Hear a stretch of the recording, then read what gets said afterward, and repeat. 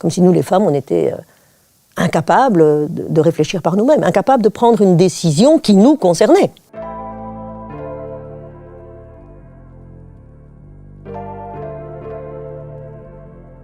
Je ne comprends pas trop pourquoi se battre, militer encore pour le droit à l'avortement en Belgique. C'est un combat qui est gagné depuis 1990, non? Oui, à l'époque, tu as raison. On pensait avoir gagné, mais on s'est très vite rendu compte qu'on devrait se plier à des règles absurdes. Bon, par exemple, le délai de 12 semaines maximum pour pouvoir avorter.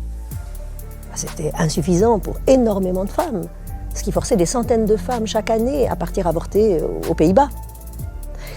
Et puis celles qui n'avaient pas les moyens, elles n'avaient qu'à subir une grossesse non désirée.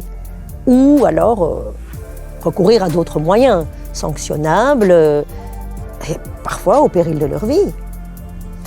Et puis alors, il y avait la période de réflexion obligatoire de 6 jours entre la première consultation et l'intervention.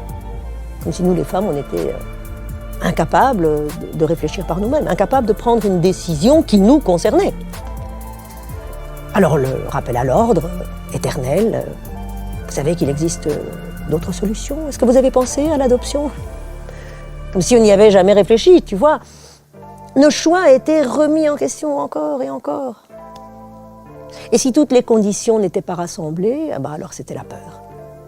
Pour les femmes et pour les soignantes et pour les soignants, parce qu'on risquait 1 an de prison et des amendes. Et puis la honte.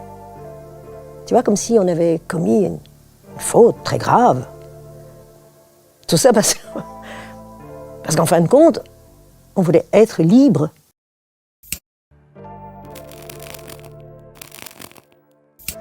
Aujourd'hui, en 2025, on voudrait vous dire que tout cela a changé. Que l'avortement n'est plus soumis à des sanctions pénales. Que notre autonomie, notre intégrité et notre droit à la santé sont enfin respectés. Mais non, dans les faits, rien n'a changé.